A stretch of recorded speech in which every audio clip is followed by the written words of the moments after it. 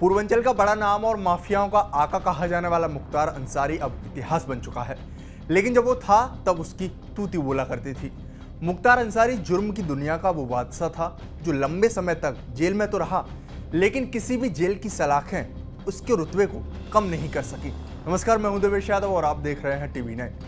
Mukhtar jail के अंदर से ही अपने गैंग को चलाता रहा और लोगों को डराने, धमकाने और हत्या करने जैसे काम करता रहा। जेल में मुख्तार के रुतबे की बात हो और पंजाब की रोपड़ जेल का जिक्र ना हो, ये तो बेईमानी होगी। रोपड़ जेल की कहानी मुख्तार के वीवीआईपी ट्रीटमेंट से जुड़ी हुई है। उसके रुतबे का अंदाजा इस बात से लगाया जा सकता है कि जब योगी सरकार ने उसे पंजाब की रोपड़ जेल से वापस बांदा जेल लाने की कोशिश की तो उसके बचाव में तत्कालीन पंजाब सरकार खड़ी हो गई थी। लेकिन जैसे ही वो पंजाब से यूपी की बांदा जेल में आया, तब से असल में उसके बुरे दिन शुरू हो गए थे।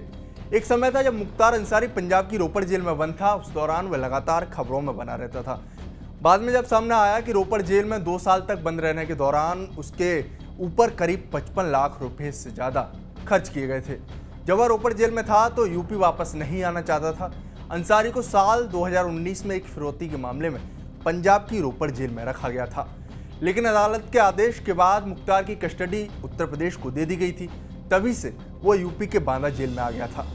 मुख्तार अंसारी को पंजाब में जेल शिफ्ट करने की कहानी आपको बताएं तो उस वक्त मुख्तार को पंजाब जेल में शिफ्ट करने के लिए पहले मोहाली में एक एफआईआर दर्ज करवाई गई थी।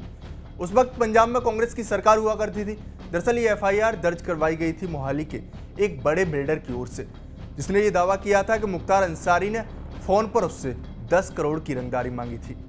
8 जनवरी 2019 को यह मामला दर्ज हुआ और 17 जनवरी को पंजाब पुलिस को मुख्तार अंसारी की कस्टडी मिल गई।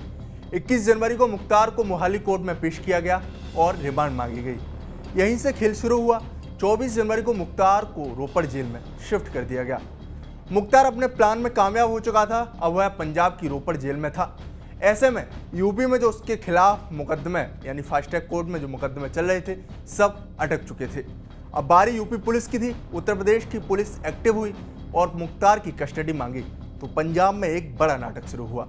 बाद में कराई गई एक जांच रिपोर्ट के मुताबिक उस वक्त एक डॉक्टरों का पैनल बनाया गया, मेडिकल बोर्ड बना, जिसमें पुष्टि की मुख्तार की तबीयत ठीक नहीं है। यूपी पुलिस की पैरवी से मोहाली वाला केस कमजोर पड़ रहा था। ऐसे में 1 साल पुराना केस खोला गया और उसमें मुख्तार को आरोपी बना दिया गया। यह मामला 2014 का था जब रोपड़ में एक ब्लाइंड मर्डर हुआ था। 2015 में इस केस में एफआईआर लग चुकी थी। 5 साल पुराने मर्डर केस को इसलिए खोला गया ताकि मुख्तार की पंजाब की क्रिमिनल शीट को मजबूत किया जा सके। ब्लाइंड मर्डर केस में मुख्तार अब मुख्य अभियुक्त बन चुका था। इसके लिए एक गवाह भी लाया गया था। अब तक यूपी पुलिस पूरे खेल को समझ चुकी थी। पूरे 2 साल बीत चुके थे। ऐसे में यूपी पुलिस ने सुप्रीम कोर्ट की शरण ली।